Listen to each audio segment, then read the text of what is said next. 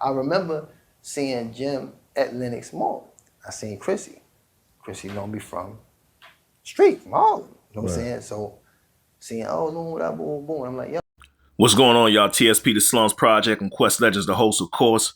So I'm scrolling down YouTube, and in the algorithms, I see something from Math, Mio, My Expert Opinion, extra clips. And it was a interview they were doing of Loon. Salute to Loon. Salute to, the hits that he brought to hip hop. Salute to that brother. He made it out of prison. Salute to Loon. He was speaking about the situation between him and Jim Jones. Now, he said he knows Cam from the streets a long time. He said he knows Chrissy from Harlem as well, Jim's girl. He said he never really had no problem with Jim Jones or Dipset, period. He said he don't even know where this whole thing came about. It surprised him. He said he met Jim at Lenox Mall, and he was doing a promotion for Boost. And he said that's where Jim got that whole thing, that whole Boost situation from. But he said he never had no history with Jim. They never crossed paths.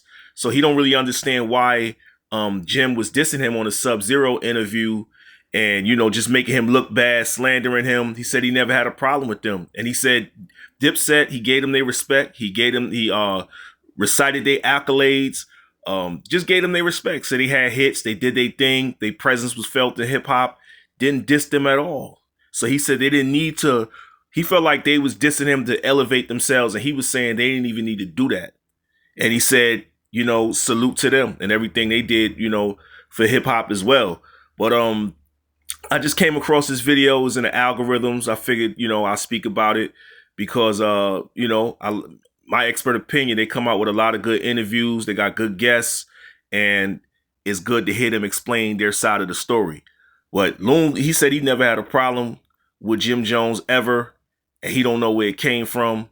He said he just started slandering him, basically. Jim Jones just started slandering him, and he said him and Cam been cool. He knew Cam for a long time. So, man, listen, a lot of this stuff don't be about nothing. Sometimes, people try to do publicity stunts. I'm not saying Jim Jones was doing that or Dipset was doing that, but a lot of people do that, and a lot of people feed off of other artists' names, especially if they feel like they're a bigger artist or they're an artist that's well known.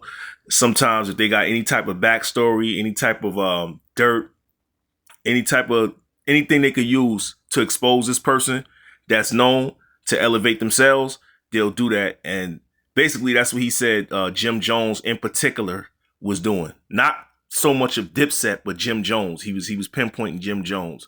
So I understand, where Loon is coming from. He just seemed like he's in a different space in life.